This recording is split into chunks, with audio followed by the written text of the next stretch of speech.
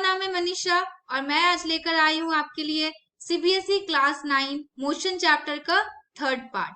तो बच्चों, हमने पिछले दो पार्ट्स में काफी सारी चीजें डिस्कस कर ली, जैसे कि रेफरेंस पॉइंट क्या होता है, वेक्टर एंड स्केलर क्वांटिटीज क्या होता है, 1D मोशन क्या होता है, उसके बाद डिस्टेंस और डिस्प्लेसमेंट में क्या डिफरेंसेस है, कैसे कैलकुलेट करते हैं। ये सारी बातें हमने लास्ट क्लास में कवर कर ली है।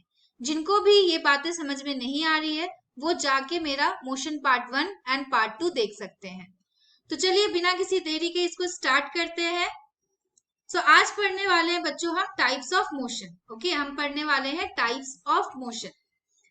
मोशन कितने तरह के होते हैं, ठीक है। आप पहले इसको एग्जाम्पल से समझो, फिर इसे हम डेफिनेशन के थ्रू समझेंगे। जैसे मान लो कि ये आपका एक ऑब्जेक्ट है या आप हो, ठीक है, एक पर्सन है। ये पर्सन मान लो 1 सेकेंड में 2 मीटर डिस्टेंस कवर करता है, फिर दूसरे सेकंड में 4 मीटर डिस्टेंस कवर कर रहा, फिर तीसरे सेकंड में 6 मीटर डिस्टेंस कवर कर रहा, फिर फोर्थ सेकंड में ये 8 मीटर डिस्टेंस पहुंच जा रहा, फिफ्थ सेकंड में 10 मीटर डिस्टेंस पहुंच जा रहा। मतलब अगर आप देखो इस पूरे जर्नी को तो क्या देख रहे हो कि टाइम इंटरवल जो है बच्चों आपका इक्वल है। 1 सेकंड में इस टाइम इंटरवल को हमने यहाँ पर जो है सो डिवाइड कर लिया है, और हर सेकंड में हम क्या देख रहे हैं कि 2 मीटर का डिस्टेंस जो है वो कवर हो रहा है। हर एक सेकंड में 2 मीटर का डिस्टेंस कवर हो रहा है।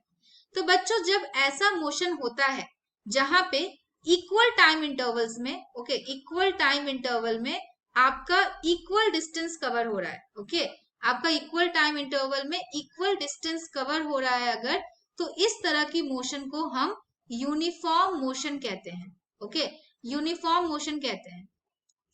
ठीक है, क्लियर हो गया।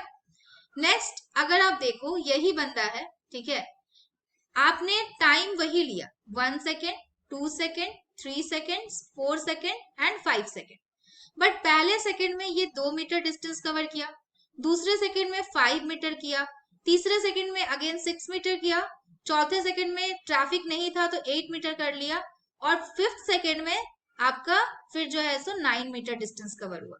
तो यहाँ पर देखो आपका टाइम इंटरवल जो इस बंदे ने डिवाइड किया है वो तो 1 सेकेंड का ही है ना, 1 सेकेंड का ही है, लेकिन जो डिस्टेंस कवर हो रहा है पहले 1 सेकेंड में इसने 3 मीटर डिस्टेंस कवर किया, दूसरे 1 सेकेंड में इसने सिर्फ 1 मीटर का डिस्टेंस कवर किया, तीसरे सेकेंड में 2 मीटर का डिस्टेंस कवर किया, और चौथे सेकेंड में यहाँ पर देखो आप 1 मीटर का डिस्टेंस कवर हो रहा है।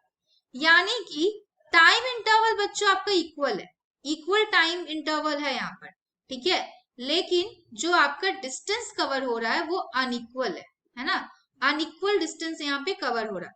तो जब भी ऐसा मोशन हो जहां पे इक्वल टाइम इंटरवल में अनइक्वल डिस्टेंस कवर हो रहा हो, उस तरह के मोशन को हम बच्चों नॉन यूनिफॉर्म मोशन कहते हैं।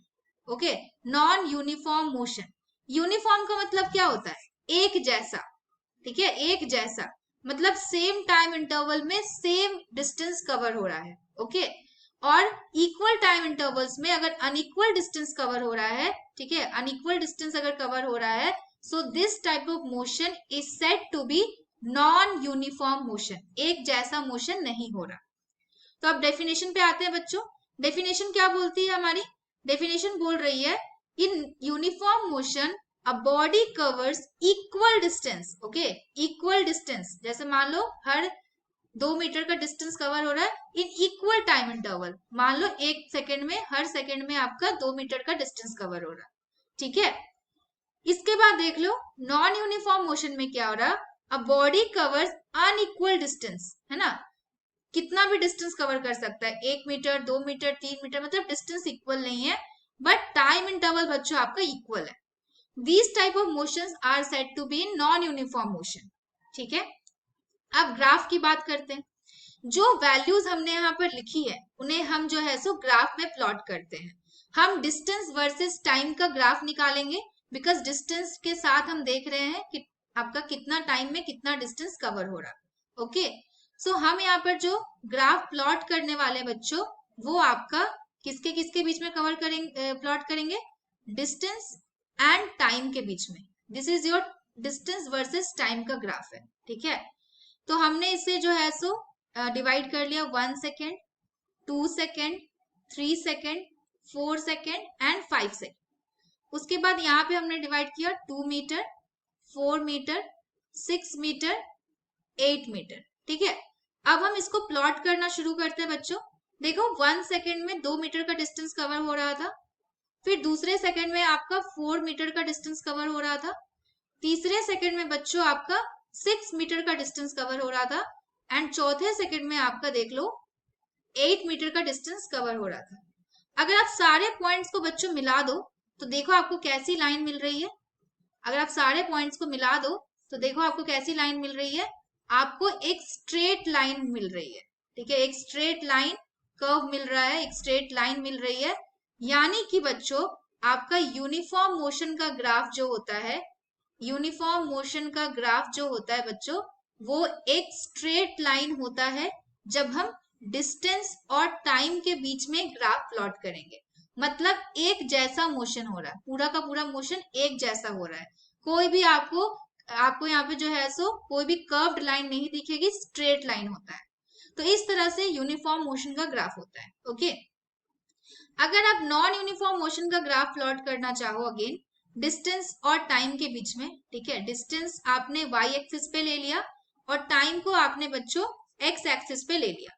तो अगेन हम लोगों का टाइम इंटरवल तो इक्वल ही है। यहाँ पर जो हमने देखा था अभी एग्जाम्पल में, टाइम इंटरवल हमारा इक्वल ही रह रहा था और यहाँ पर डिस्टेंस आपका जो है सो अलग अलग हो जा रहा था, है ना। आपका जो है सो देख लो, फर्स्ट सेकंड में 3 मीटर का था, दूसरे सेकंड में 1 मीटर का था।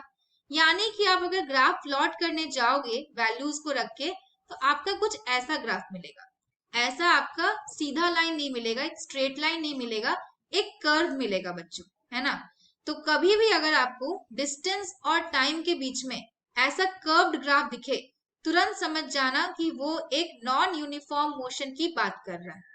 हम इस सीरीज में बच्चों ग्राफ्स को एनालिसिस करना भी सीखेंगे, जो कि वेरी इंपॉर्टेंट है आपके आगे के क्लासेस के लिए भी और 9th स्टैंडर्ड के न्यूमेरिकल्स को सॉल्व करने के लिए।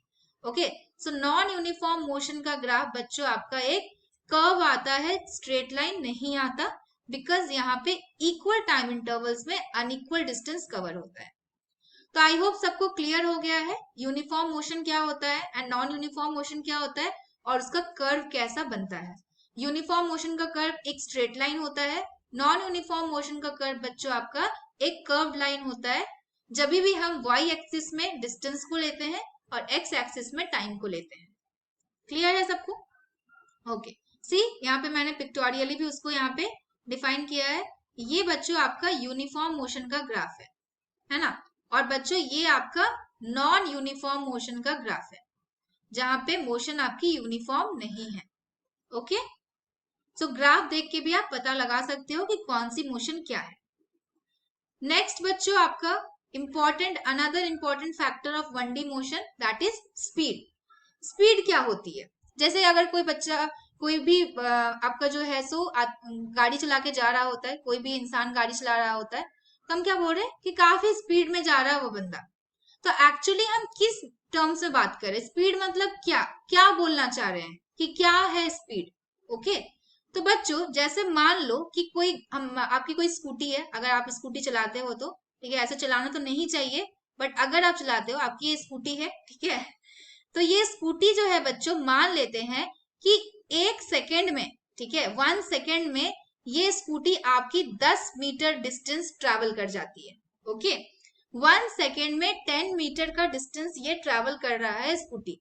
मतलब अगर आप distance travelled with respect to time देखो तो आपको मिल रहा है 10 मीटर पर सेकेंड।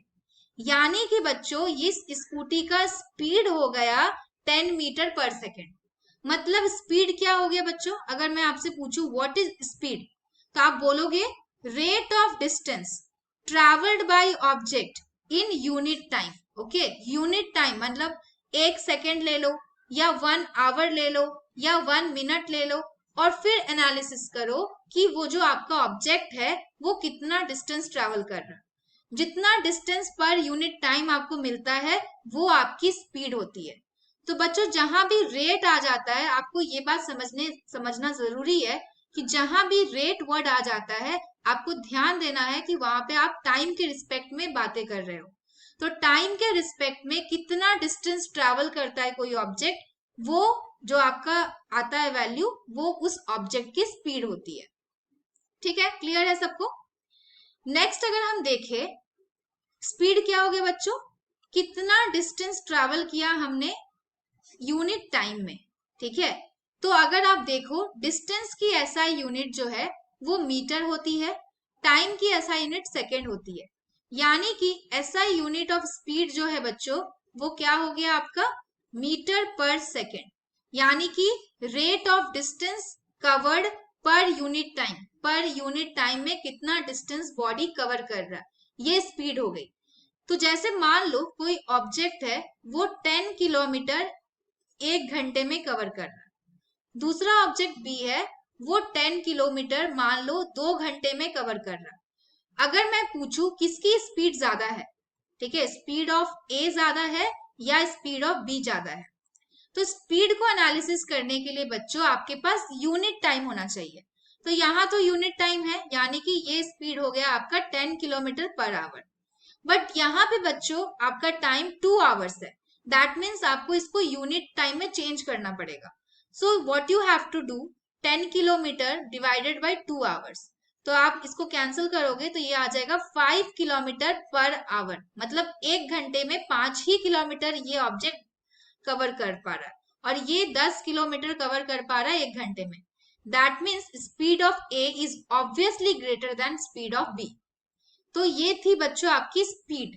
ओके, नेक्स्ट अगर हम देखें तो हमारा जो नेक्स्ट टॉपिक है वो है बच्चों आपका वेलोसिटी। ओके, वो है आपका वेलोसिटी। वेलोसिटी क्या होता है, सिंपल सी बात समझ लो।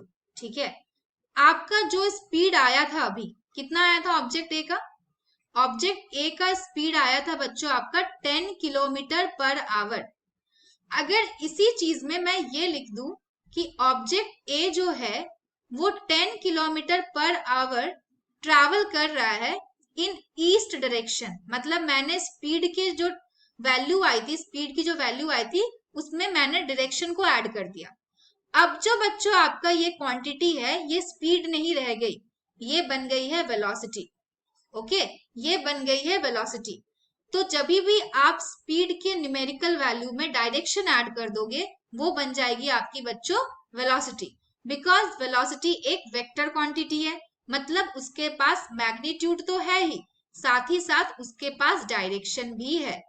ओके, सो बच्चों अगर आप वेलोसिटी को बुकिश टर्म्स में डिफाइन करना चाहोगे तो क्या बोलोगे, it is the rate of displacement. Okay, rate of displacement है travelled by body per unit time, because ये आपका एक वेक्टर क्वांटिटी है।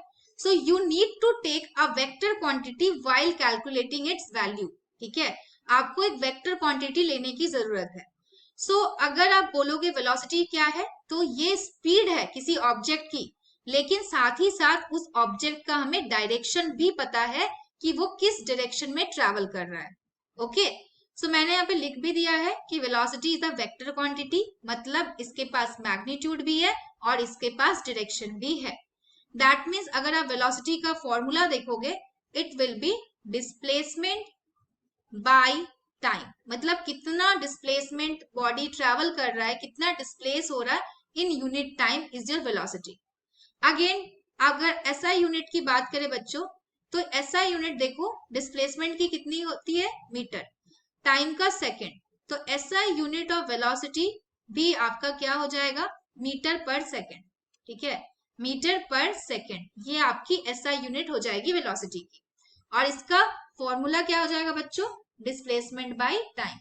वेलोसिटी क्या है बच्चों आपका, एक वेक्टर क्वांटिटी है, मतलब अगर आप स्पीड के साथ डायरेक्शन लगा दो तो स्पीड आपका जो है सो वेलोसिटी में कन्वर्ट हो जाएगा। ठीक है, सो आज के लिए इतना ही बच्चों। नेक्स्ट हम पार्ट 3 में इसके बाद का टॉपिक्स लेकर आएंगे। अगर आपको क्लासेस पसंद आ रही है बच्चों तो do like and subscribe our channel and do share this channel with your friends. Thank you, bye bye and take care.